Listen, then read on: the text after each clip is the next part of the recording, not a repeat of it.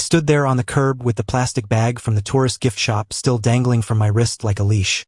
I remember the exact t-shirt I was holding. A dumb novelty thing with, "I got lost in Breckenridge and all I got was this shirt," printed in crooked red letters. The irony didn't hit me until 2 days later, but the humiliation landed instantly. They drove off in the rented SUV, tires chirping like they were in some bad teen movie. My wife in the passenger seat, her phone out, probably recording my face. Her friends howling. One of them shouted, "Let's see if he can find his way home." And then they were gone. I wasn't drunk. I wasn't yelling. I wasn't even surprised. Not really. That kind of joke doesn't come from nowhere. It's planted, watered, and cultivated over years. Quiet eye rolls, slow sighs at parties, private group chats I was never in. They didn't just leave me behind, they delivered a punchline. I was the punchline. First, I waited. 5 minutes. 10. I thought maybe it was just some kind of morbid test. Like I was supposed to chase after them, call someone, grovel. That's what humiliation is, right? A performance? I looked around the sleepy downtown strip, tourists sipping coffee, a busker playing off-key Beatles, kids licking melted ice cream cones. The world didn't stop because my wife decided I was disposable. 1 hour in, I went into a diner and asked to borrow the phone. The teenage waitress handed it over, bored out of her skull. Called her. Straight to voicemail. Then again. And again. After the 5th call, I didn't leave a message. What was I going to say? "Hey sweetheart, just wondering if you abandoned me as a joke or as a prelude to a divorce." My hands shook, but not with rage. No, it was something worse. Something slower, colder. That evening, I tried the hotel. Of course they checked out. Left a note at the front desk with nothing on it except a smiley face and "he'll figure it out" winky face in my wife's handwriting. That's when something cracked. Not broke. Cracked, clean, deliberate. A sharp internal click. Like a vault door shutting. I'm sharing this because, believe it or not, more than 97% of the people who hear this kind of story never subscribe. But if you do, it tells the team behind the scenes to keep digging up these strange, personal, uncomfortable truths. Because some stories deserve to echo louder than others.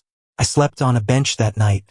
I used my tourist t-shirt as a pillow and tried not to choke on the irony. I didn't cry. I didn't scream into the night. I just sat there, staring at the rental receipt sticking out of my pocket like a bookmark to a life that had just ended on page 50. At dawn, I walked. Not aimlessly. Not like a lost puppy. I walked with the slow, numb realization that no one was coming to get me. Not the police. Not a friend. Not even her. That wasn't part of the script. The joke didn't have a rescue. The joke only worked if I stayed pathetic. If I showed up 3 days later, angry, hungry, wet, and beaten. But what happens when the punchline just doesn't land? When the clown refuses to perform? I passed a souvenir shop and caught my reflection in the window. Sweat-stained shirt, squinting eyes, and something else behind the gaze. Something dead but focused.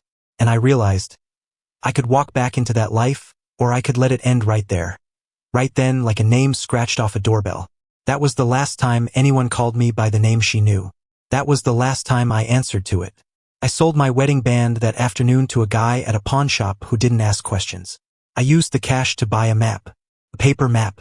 The kind no one uses anymore. Because I didn't want GPS. I didn't want digital footprints. I didn't want to be found. I bought a bus ticket heading north. Toward the mountains. Toward silence. Toward nobody. I didn't look back. Not once. The guy at the ticket booth asked if I needed a return ticket. I smiled and said, "No, just one way." The bench in the terminal wasn't built for sleep, but it didn't matter. You don't feel a metal bar pressing between your ribs when your entire nervous system is locked in some strange purgatory between betrayal and disbelief. The humming vending machines, the occasional buzz of a payphone, the quiet snoring of the guy 2 rows over. None of it registered. I laid there like discarded luggage, shoes off, wedding ring already gone. I kept turning one line over in my head. They laughed. That was the part that stuck. The laughter. Not just hers. All of them. I wasn't a man to them anymore. I was a prop in their little improv sketch. At some point around 4 a.m., a janitor nudged me with his mop and said, "You're gonna want to be out of here before the bus from Tulsa gets in. Those folks don't share benches." That was the first time I smiled since the curb. Small, crooked, hollow. I got up, stretched, and opened my wallet, only to remember again that it wasn't there. Right. No ID. No phone. No cards. Just the watch on my wrist. Stainless steel. A gift from her, ironically enough. Anniversary number 5. She'd had it engraved. To my rock. I popped the band open, scratched off the engraving with the edge of a key I still had in my pocket. Car key to a car I'd never see again. And walked 4 blocks to the pawn shop that opened at 6. The guy behind the glass didn't ask questions. Didn't even raise an eyebrow when I traded a decent wristwatch for a crumpled roll of 20s and a side glance. That was fine. I didn't need concern. I needed distance. I needed disconnection. I bought a road atlas at a gas station next door. I stood in the parking lot with the map spread out over the hood of someone's old Impala and ran my finger north. Not to a place I had family. Not to some cabin I'd secretly bought years ago. Just away. The kind of away where the air is thinner and names don't matter.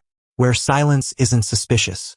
My first ride was a plumber hauling parts in a rusted-out van that smelled like glue and old coffee. He didn't talk much. I liked that.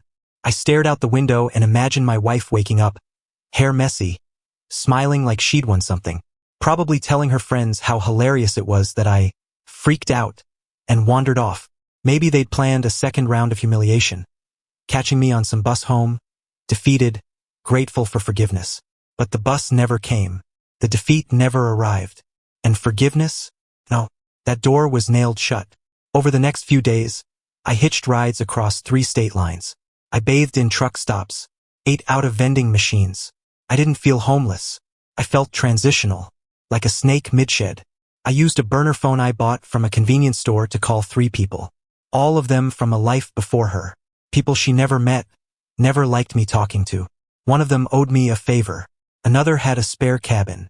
The third, well, she just didn't ask questions. That's all I needed. I told each of them the same 3 things. I am not dead. You will not contact me unless I contact you. I need time. Real time. Years. They didn't ask why. That was why I called them. I reached the cabin by the end of the week. No GPS. No address in a database. Just directions scribbled on the edge of a fast food napkin and a series of landmarks only locals would know. Turn right at the old water tower. If you hit the mailbox with a bare paw on it, you've gone too far. It was small, cold, bare. A one-room place with a fireplace, a cracked window, and a mattress that smelled like cedar and mildew. It was perfect. I collapsed onto the floor, not out of exhaustion but out of choice. The floor felt honest. And that's where I finally allowed the anger to come. But not in flames. Not in screams. Came like smoke. Thick, creeping, lingering. I wasn't going to get revenge. I wasn't going to show up at her office with some dramatic speech. This wasn't a movie. No big confrontation. No dramatic reveal. She wanted to reduce me to a joke. And instead I erased myself. Because here's what she never understood. Some men don't fight back with fists or yelling. Some men vanish. Not out of weakness but out of surgical precision. You don't win by getting even. You win by becoming someone who never needed her to begin with. I threw the road atlas into the fireplace. Watched the last page burn. Then I started writing a new name on the inside cover of a library book I found on the shelf. Just a first name. Something simple. Something quiet. From that point on, I wasn't him anymore. He died back on that sidewalk. And no one buried him. Because no one came looking. She pulled into our driveway around midnight, headlights brushing across the front porch where my boots usually sat after long days. They weren't there. The garbage cans were still at the curb. Mail untouched. Porch light off. That was her first clue. Not that I was missing, but that I wasn't sulking correctly. She expected theatrics. Maybe a drunken voicemail. Maybe some passive-aggressive silence. Topped off with a text saying, "You went too far." Instead, there was nothing. Not a sound. Not a note. Just the eerie stillness of a house that no longer had a pulse. Inside, everything was exactly where I'd left it. My jacket still hung on the coat hook. The worn paperback I'd been halfway through lay open on the armrest, dog-eared at chapter 14. Even my coffee mug sat in the sink, a brown ring circling the bottom like a fingerprint of a life abruptly cut off. And still she laughed. "He's pouting," she told her friends on speakerphone. They were still high from the weekend, still riding the giddy afterglow of their little stunt. One of them joked, "Bet he's halfway to Vegas, sulking in a bar like a rom-com husband." They laughed, of course, because that's what they did, made everything small. My silence was just another opportunity for punchlines. But 2 days later, the air shifted. She texted me, then again, then 6 times in a row. No red receipts. She called my brother. Left a message pretending she was just checking in. He hadn't heard from me. She went through my closet. Noticed things were missing. Not everything. Just enough. Boots. Toiletries. The old duffel bag I hadn't touched in years. That's when her stomach dropped. Not because she was afraid for me, but because the joke might not be funny anymore. The following week, she filed a missing person report. Her tone at the station was light, forced casual. "It's probably nothing," she said, smiling too wide. "He's just dramatic. You know men." But she overplayed it. The officer leaned back in his chair, laced his fingers. "He left without his wallet, phone, or car?" She nodded, chuckling awkwardly. "It was just a girl's trip, and we kinda left him behind." As a joke. The officer didn't laugh. That was the beginning of her unraveling. When she got home, her texts had gone from playful to panicked. "Where are you? Please call me. This isn't funny. I'm worried." The last one read, "Just tell me you're okay." The group chat with her friends turned from memes to deletions. One by one, the comments and posts disappeared. The selfie where I was cropped out? Gone. The video of them laughing as they pulled away? Deleted. The internet forgets fast. But police screenshots don't. Especially when a missing persons case turns serious. The detective came back 2 days later. "We traced his last activity to a pawn shop in Colorado," he said. "After that, nothing. No credit card usage. No travel. No ID hits." She offered weak smiles and weaker excuses. "He's always been private. Maybe he just needed space." But even she didn't believe it. Her eyes darted to the floor. Her nails clicked nervously against the table. "He didn't take anything valuable," she mumbled. The officer raised an eyebrow. "That's the part you're focused on?" She began staying up late, pacing. The house got too quiet. Our dog, hers now, sat by the front door every evening, waiting. She started locking the doors at night, as if I was going to return like a ghost. She began to realize the magnitude of her gamble. When you play a prank on someone, the unspoken rule is, they'll come back. They'll laugh eventually. That's what made it safe. But what happens when they don't return? What happens when the humiliation you counted on boomerangs? She tried to contact my old friends. The ones she hadn't already driven off years ago. But most of them gave her nothing. One finally told her point blank. "He asked us to leave it alone. And honestly, you don't get to ask questions anymore." She cried after that. But not the kind of crying that comes from love. It was fear. Raw, creeping fear. Because even though she never said it out loud, she knew what I was capable of. Not in rage, but in control. I wasn't the kind of man who yells and slams doors. I was the kind who listens quietly, waits patiently, and then disappears completely. She tried to tell the police I was depressed. That maybe I'd done something drastic. "He didn't take anything. No ID. No money. He must be dead."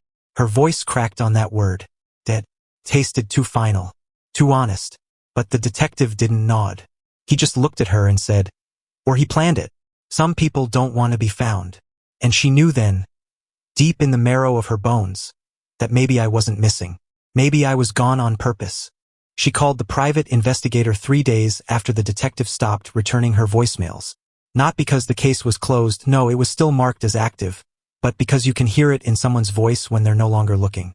When the reports go cold, when the polite updates become fewer and more mechanical, when the only thing they say is, "We'll let you know if something changes," you realize you've become your own search party. The PI was expensive. The kind of guy with a website that looked 10 years out of date and no social media presence. Which meant he was either a dinosaur or the real deal. She chose to believe the latter. His name was Ed. Just Ed. No last name offered, and she never asked. He had an office above a bakery and didn't make her fill out forms. Just listened. Stared. Jotted notes with a pen that clicked louder than it wrote. She gave him everything: photos, timestamps, names of friends, the message on the hotel front desk note. She tried to keep her voice calm. Rehearsed. "He's not dangerous. Just sensitive. He's done things like this before." Ed glanced up. Left without his phone and wallet before? She didn't respond. He scribbled something. 3 days later, he called her. "Got something." Surveillance footage from a gas station in western Kansas. I bought a bottle of water and a pack of sunflower seeds. Walked in wearing a baseball cap and sunglasses. Paid in cash. No ID. Nothing traceable. But she recognized me instantly. Said she could see it in the way I walked, shoulders slightly forward, left arm swinging wider. The little habits wives memorize without knowing they're memorizing them. After that, nothing. No more sightings. No additional footage. No paper trail. No motel records. No pawn shop logs after the first one. Even the bus station where I'd slept had already recorded over their tapes. Ed did what he could. He pulled favors. Scanned DMV databases. Tried hospitals, even morgues. Nothing. It was like I had slipped between the cracks and evaporated. She started sitting up late again. Obsessing over maps. Drawing circles around counties and towns she didn't know existed until this. Cross-referencing timelines. Looking for patterns. But no matter how she cut the data, it didn't make sense. Because people don't just vanish, not unless they want to. Ed called her into his office after a week of silence. "I'm gonna be honest," he said, sipping lukewarm coffee. "This doesn't feel like a man who lost control. This feels like a man who never intended to come back." She tried to play dumb. "You think he planned this?" He shrugged. "You said he's quiet, private, maybe a little proud. The type that doesn't do messy. He didn't leave a trail because he knew what he was doing." She shook her head, too quickly. "No, you don't understand. He wouldn't do that to me." And Ed leaned back, arms crossed, one eyebrow raised. "Are you sure about that?" That night, she sat in our old bedroom. Her bedroom now, really? And pulled open drawers looking for anything. Notes, journals, a clue. But there were no breadcrumbs. Only the cold realization that the man she lived with for 12 years had a level of detachment she never truly grasped. She always thought silence meant surrender. That quiet men broke under pressure. But what if silence was the strategy? She visited my parents, desperate enough to face their judgment. My father barely looked at her. My mother didn't invite her in. "We haven't seen him," she said, tone flat. "But I'm sure wherever he is, he's better off." She left in tears, called Ed again, demanded results. "Check everything again," she snapped. He wouldn't just disappear. And Ed said with a tired sigh, "You need to start considering that he did." So she offered a new theory. "Maybe I snapped. Maybe I had a mental break. He's never been good with stress," she told Ed, rewriting history in real time. "He's been fragile lately." But Ed wasn't buying it. He sold his watch, bought a map, took rides north, burned his digital trail. That's not fragile. That's precision. She hated that word. Precision. It meant intention. It meant I wasn't a victim of the prank. I was reacting to it like a surgeon with a scalpel. Calm. Exact. Deadly quiet. Days turned to weeks. It stopped calling. The police had moved on. Her friends stopped visiting. Too awkward. Too strange. The kind of story that makes people uncomfortable. Losing your husband to your own joke. She'd scroll through social media and see videos of women pranking their boyfriends. Hiding car keys. Abandoning them at the mall. Recording their meltdowns. The comments flooded in. "LOL, he's so dramatic. He'll get over it." Classic. But no one ever talked about what happens when the guy doesn't come back. When he doesn't forgive. When he doesn't play along. Because jokes have punchlines. But this joke had a ghost. The first year was survival. The second was adjustment. By the third, the noise in my head started to fade. By the fifth, there was no noise left at all. Just the sound of a hammer on wood and the wind that swept down the ridge in the evenings. Out here, names don't carry weight. They're just sounds you answer to until you stop. I became James because it was simple, forgettable. I liked how it sat in the mouth. Soft, unassuming. Not like my old name, which still felt like a collar around my neck even when no one was saying it. When you disappear on purpose, you expect paranoia to follow you like a shadow. You think you'll be looking over your shoulder, waiting for sirens or for some uniformed stranger to ask for papers. But that's not what happened. Out here, in a town with one grocery store and a gas pump that still clicks like it's 1987, nobody cares. They don't ask where you came from. They ask if you can help stack firewood before winter. They ask if you'll come to the pancake breakfast on Sunday. That's it. I took odd jobs at first. Hauling lumber, shoveling snow, patching roofs. Paid in cash. Slept on the floor of the cabin I rented from a guy named Walt who had eyes like a hawk but never pried.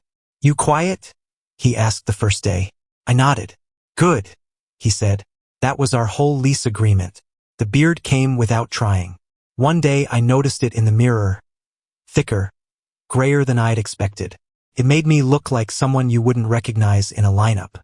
Someone who could pass you in a grocery store and you'd never think twice. That was the point. I found a rhythm. Mornings in the workshop I built behind the cabin. Afternoons volunteering at the community center 2 towns over. They needed someone to fix shelves, paint walls, build things. I didn't talk much, just worked. When the kids asked my name, I said James. They accepted it instantly. Kids don't need backstories. They only care if you show up when you say you will. Carpentry became more than a skill. It became a language. Each joint, each cut, each sanding stroke was a sentence. You can't rush it. You can't fake it. It tells on you if you lie. By the time I bought the land, 6 acres with a creek running through it, I'd built furniture for half the town. Paid in trade sometimes. They brought me jars of honey, smoked fish, quilts. My old life was credit cards and emails. This one was barter and calloused hands. In the evenings, I sat on the porch with a mug of coffee and watched the sky turn violent with color before going black. There's a silence up here that isn't empty. It's full of things that don't announce themselves. Gulls, crickets, the creak of the porch boards settling under the cold. That silence started to feel like a friend. I kept my old wedding ring in a box under the floorboards. Not out of sentiment, but as a relic. A reminder of the man who stood on a sidewalk holding a souvenir bag while his wife laughed and drove away.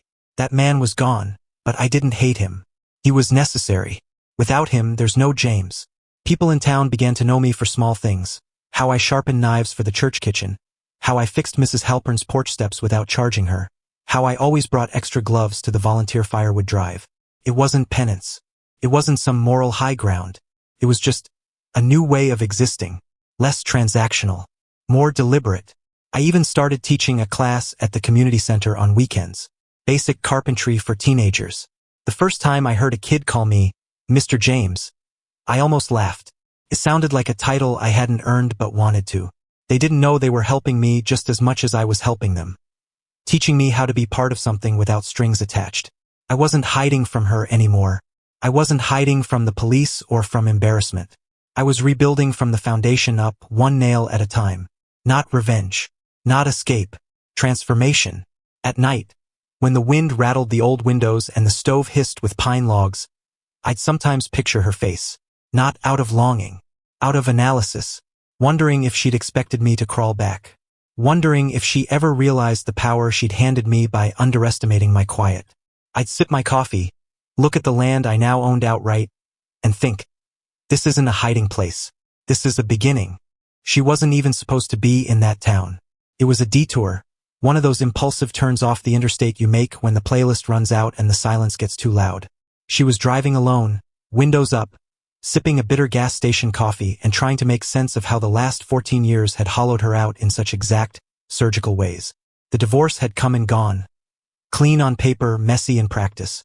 Her second husband, Kevin, had called her too closed off, said she carried shadows like luggage. You never let anything go, he'd muttered. Right before leaving her for someone named Bree who did CrossFit and kept gratitude journals. She was heading nowhere in particular that day. Just away. From her empty condo, from her email inbox full of discount codes, from the echoing silence of being 52 with nothing to show for it but unread voicemails and a mailbox full of grocery store coupons. So she drove, landed in a mountain town where the air felt thinner and everything smelled like pine and sawdust. She pulled over to buy windshield wipers. The hardware store was cramped but clean. Bell jingled when she walked in. The clerk didn't look up. She wandered the aisles, not really knowing what she was looking for. Halfway through the paint section, she paused at the corkboard by the exit, cluttered with community events, lost cat posters, some handwritten ad for bear repellent. And then she saw it. Her breath caught so hard she almost dropped her coffee. Volunteer of the month, James W. There was a photo, grainy, printed on cheap inkjet paper. A man standing in front of a stack of lumber, arms crossed, beard full, eyes squinting slightly into the sun. The lines around his face had deepened. The hair had grayed and thinned. But it was him. It was him. She grabbed the paper like it might change in her hands. Her heart slammed into her chest like it was trying to escape her body. She read the tiny paragraph beneath the picture. James has been an irreplaceable part of our volunteer community, helping rebuild cabins, teach carpentry to youth, and support local housing projects. A true quiet hero. She whispered, "No, it can't be." But the words felt limp, empty, because it was. There was no doubt. The clerk glanced over. "You okay, ma'am?" She didn't answer, just folded the flyer carefully, too carefully, and slid it into her purse. Back in her car, she stared at the mountains. Her reflection in the glass was barely recognizable to herself, and not just from the lines or the makeup that no longer covered the years like it used to. It was the eyes. They looked haunted, hunted. All those years, she'd convinced herself he was dead. Or, if not dead, then something like it. Maybe institutionalized. Maybe sick. Maybe he'd snapped like she told the PI. She told herself that because it was easier than the truth. That he had chosen to disappear. That he had succeeded. Now, sitting in a parking lot in a town she didn't know the name of, she realized what terrified her most wasn't that he was alive. It was that he hadn't tried to contact her. Not once. No message. No letter. Not even a whisper. 14 years. And here he was. Rebuilt. Healthy. Smiling in the picture. Without her. Obsession bloomed like a sickness. She started Googling him immediately, but of course, James W. is the digital equivalent of a ghost name. Too vague. Too clean. No Facebook. No Instagram. She tried reverse image searching the photo. Nothing. No footprints. Just this one ink-smudged flyer from a dusty corkboard in a town with no signal. She drove slowly through the streets that afternoon, window half down, scanning every face like she was chasing a ghost. She passed the community center, the diner, a church with a fresh paint job. She didn't even know what she'd say if she found him. "Why didn't you come back? Why didn't you forgive me? Why didn't you call?" But deep down, she already knew the answer. Because forgiveness was never on the table. He hadn't disappeared in a storm of rage. He'd gone with intention, with clarity. He didn't get lost, he escaped. That night, she booked a room at a motel just outside town. Cracked lamp, scratchy sheets, heater that clicked like it had arthritis. She lay awake staring at the ceiling, the flyer folded neatly on the nightstand like a relic. She rehearsed introductions in her head. "It's me," sounded too obvious. "I thought you were dead," sounded too dramatic. Nothing fit. Because how do you approach someone who's already mourned you and moved on? And worse, what if you see them and they don't flinch, don't break, don't ask why you're there? What if you walk up to the man you discarded like a prank and he looks at you like you're the stranger?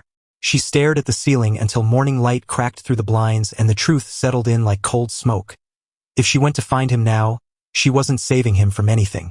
She was only hoping to save herself. It was a Tuesday, overcast, the kind of mountain morning where the clouds hang low like they're eavesdropping. I was walking out of the chapel with a box of canned food cradled in my arms, donations for the shelter 3 towns over. Routine. Predictable. A rhythm I'd grown into like worn boots. I wasn't thinking about the past. I hadn't in years. Not consciously. That version of me, the one who once thought love could survive cruelty wrapped in laughter, had long since been folded away and buried under new habits, new rituals, a new name. I didn't hear her car. I didn't see her approach. But when I turned the corner toward my truck, I felt it. That strange gravitational pull of someone staring too hard for it to be casual. And there she was. 14 years. Time had softened her edges, but not erased them. She was thinner than I remembered. Hair lighter. Face more angular. But her posture? Still that same mixture of apology and defense. Like she wanted to be forgiven before she even spoke. "Daniel?" she whispered. My chest didn't clench. My heart didn't race. Nothing inside me moved. I just froze. Not from panic. From calculation. Like a carpenter measuring twice before the cut. I turned slowly. Not dramatically. Just enough to face her fully. Silence. Her eyes welled, mouth trembling with a million words that weren't worth saying. Then finally one escaped. "You survived." I nodded once. Set the box down on the truck's tailgate with careful, deliberate motion. My voice was low, controlled. Survival wasn't the hard part. She swallowed hard. "I didn't know. I thought, no one heard anything. The PI said you might have done something to yourself." "Of course he did," I said. It landed flat. Not cruel. Just real. I looked for you, she said. Her voice cracked. I came back that night. I thought you'd be waiting, furious. I thought you'd call me. You thought I'd play my part. I stared at her, not unkindly, but with a sort of clinical detachment. The sad husband who storms home for a confrontation, who forgives, who cries, who learns to laugh at the joke. She flinched like I'd struck her. I made a mistake, she whispered. Mistakes are tripping on a curb, I said. You orchestrated something rehearsed. You wanted an audience. You had an audience. She blinked fast. We didn't think you'd vanish. We thought you'd break. I offered. Come back crawling? Her silence was louder than any admission. You always underestimated silence, I said. You thought it meant weakness. But silence is strategy. Disappearance? That's a choice. She stepped closer. Can we just talk? We are. She opened her mouth, closed it again. Her eyes darted to the chapel behind me. You work here? No, I replied. I help. That's different. She nodded, trying to make sense of the man in front of her. I could feel the disconnect vibrating off her, like she expected to see the broken version of me, begging for closure. Instead, she saw a man rebuilt. Not harder, just cleaner, less encumbered. You look different, she said. Good. She looked down at the ground. I didn't think you'd still be angry. I'm not. I said it simply, truthfully. And that's what unnerved her the most. Because when someone wrongs you, they expect rage. They know how to fight it. It gives them a script. What they don't know how to handle, what terrifies them, is when you're just done. No fury, no performance, just finished. You were gone, she said, voice barely above a whisper. Like you died. I did. She blinked, stunned. The man you left on that sidewalk?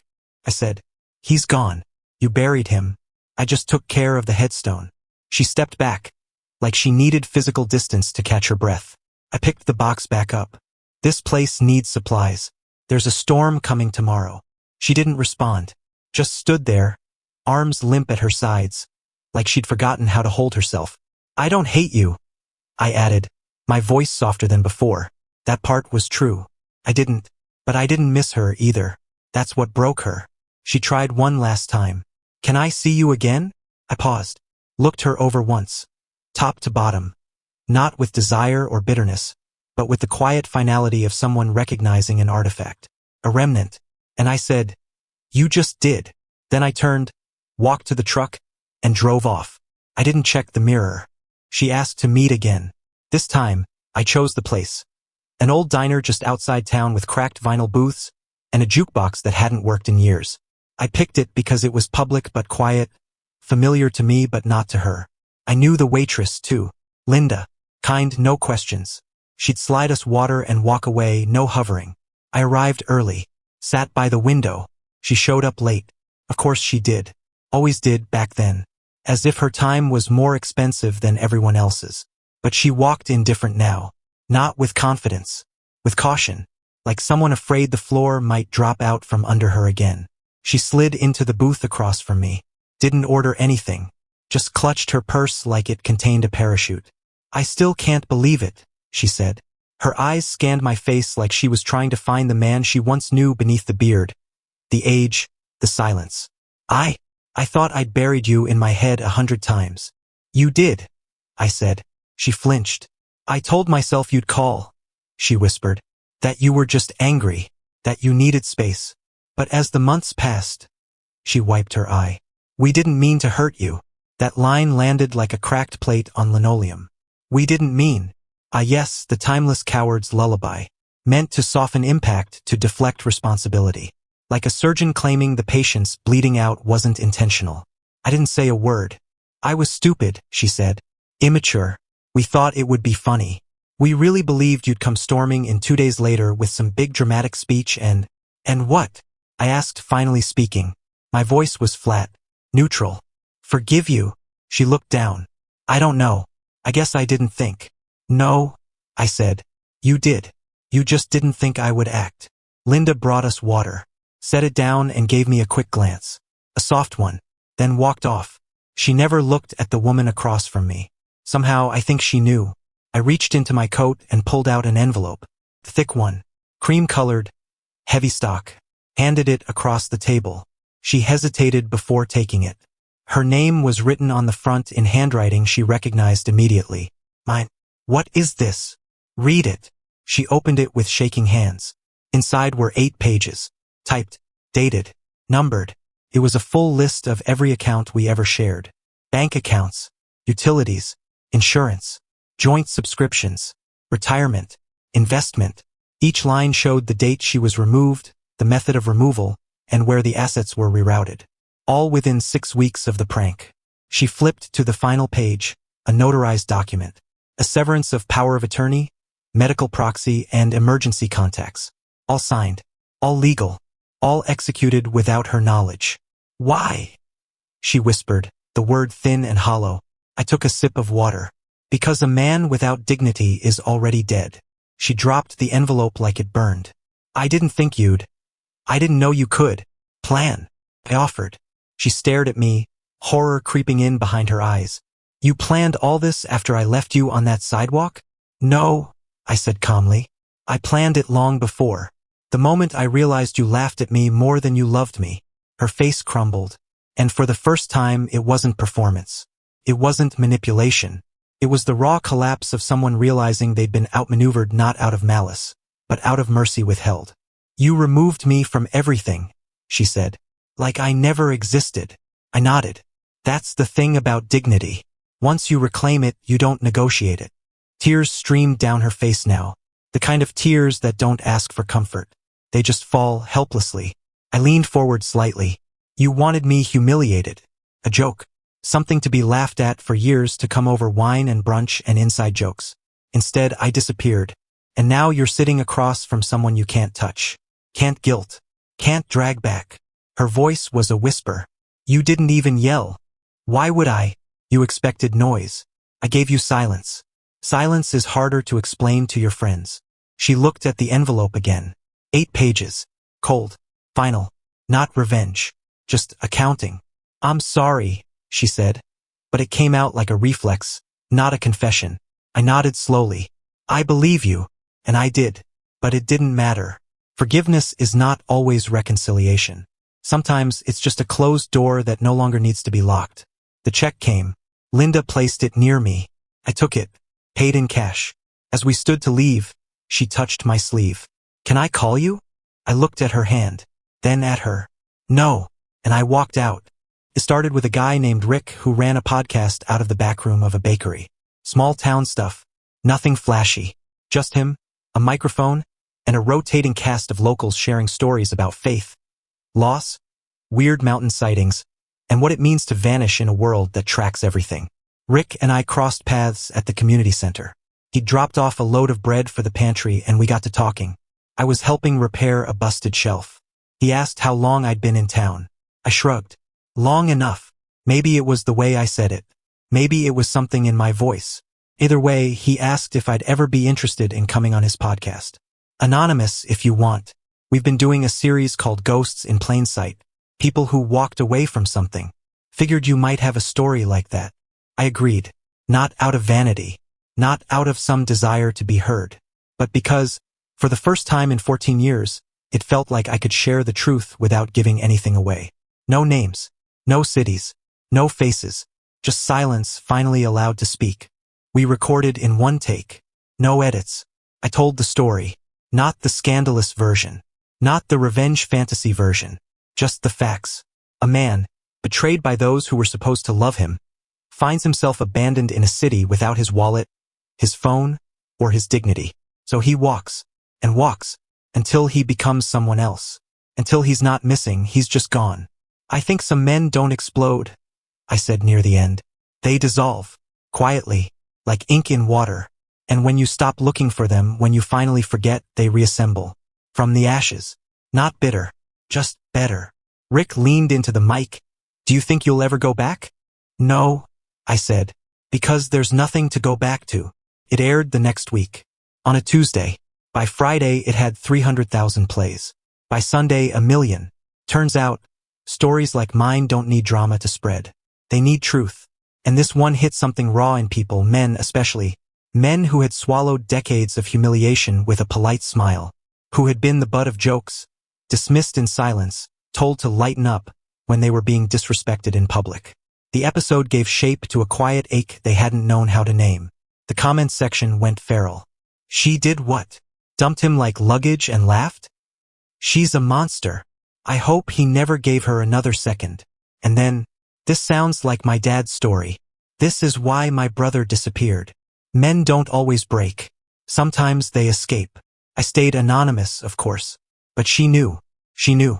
Because the moment the episode crossed 500,000 streams, her phone started buzzing again.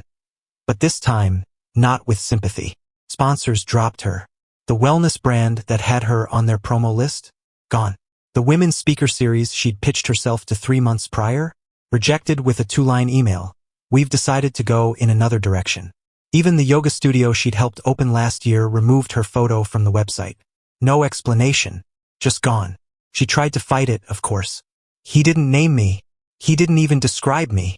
But it didn't matter. The internet doesn't need specifics to judge. It needs emotion. And my story, quiet, cold, undramatic, was full of it. It wasn't even about me anymore. It was about every man who'd ever swallowed his pride and vanished quietly into a life no one understood. It was about every cruel prank that was brushed off as just a joke. It was about every silent walk away from a dinner table where someone laughed a little too loudly at your expense. And worst of all, for her, it wasn't a smear campaign. It was a reckoning she couldn't fight because I never raised a weapon. No names. No accusations. No lawsuits. Just a voice in a microphone, telling the truth. The backlash wasn't instant, but it was cumulative. Like mold creeping under drywall. One endorsement pulled here. One event canceled there. A sudden chill in her social circle. Former friends ghosting her without confrontation. Not because they believed my story necessarily, but because they suddenly remembered hers and didn't want to be associated with it. She tried to reclaim the narrative. Posted a vague caption on Instagram. Sometimes people twist stories to heal their own wounds. I forgive them anyway. It got 8 likes, 2 of them from bots. She tried to do a podcast of her own. Her side of the story. It lasted 2 episodes before being flooded with angry comments. She tried contacting Rick. He didn't respond, because he never knew her name. She started to unravel again. But this time there was no audience to perform for. No brunch table to mock me at. No friends to call me sensitive behind my back. Just a woman, alone, watching the internet burn down the very version of me she once laughed out of existence. And me? I was up on the ridge, sawing timber for the new storage shed behind the community center. Someone walked by that day and said, "Hey James, heard a podcast the other day that reminded me of you." I smiled. "Yeah." They nodded. "Guy had a good voice." I said nothing, just got back to work. The calls started 3 days after the episode hit 2 million plays. Unknown number, then known again, then again. I never blocked her. I didn't need to. There's a kind of silence more brutal than rejection, when your words vanish into the void and nothing comes back. I let the phone ring, every time, just once or twice at first, then a dozen times a day, then 20. By day 5 it hit triple digits. 112 calls. No voicemails, no texts, just the phone lighting up, vibrating briefly, and dying again in the cradle of the nightstand drawer I never opened. The town had gone quiet again, the podcast waves settling like dust after a storm. No one brought it up. No one probed. It wasn't politeness, it was understanding. A kind of unspoken respect people in small towns learn early. When someone tells their story without names, it means they've earned the right to be left alone. Then she came. I knew the moment the tires crunched the gravel near the tree line. It was a rental car. Soulless and silent. Like she needed something with no fingerprints. I didn't look out the window. Just listened as the door opened. Closed. As cautious steps approached the porch. Then the knock. Not loud. Not urgent. Just hopeful. I waited 30 seconds. Then opened it. She stood there, wrapped in an oversized sweater, hair pinned but unraveling at the edges. No makeup. The kind of look someone wears when they've spent hours preparing and still end up looking like someone they barely recognize. Her eyes met mine. She didn't speak right away, just took me in, slowly, like she was afraid the image would collapse if she blinked too hard. Then, I never knew I could lose someone like that. Her voice was wrecked, not raspy from crying, but dry from silence. The kind that comes after you've talked to yourself for hours in a car, rehearsing a speech you'll never give properly. I stepped outside, didn't rush, didn't cross my arms, just stood there, still. Then I said it. 2 words. You did. She staggered back a fraction of an inch. Like the words were wind, and she'd forgotten how to brace herself. Her mouth opened slightly. Nothing came out. Her chest rose, fell. Again. Then came the sound. Not sobbing. Not screaming. Something quieter. Raw. A sound you only hear when someone's soul realizes it's been exiled from a place it thought it would always have access to. She didn't fall. She didn't run. She just stood there, stripped of the last illusion that she could somehow rewind it all with a confession, an apology, or an explanation that finally made sense. I didn't gloat. I didn't comfort. That was never the point. The point was silence. The kind of silence that becomes a mirror. She reached into her coat pocket, pulled out a folded paper. In case you ever. I didn't take it. She nodded, eyes red now, shoulders shaking. She set it on the wooden step beside her. I'm sorry, she whispered again, but this time it wasn't a plea. It was a eulogy. I stepped back into the cabin, closed the door. Not hard, not fast, just closed it. The sound of it echoed louder than any argument we'd ever had. Not because it was angry, but because it was final. The paper stayed there on the step. I didn't pick it up. I let the wind have it.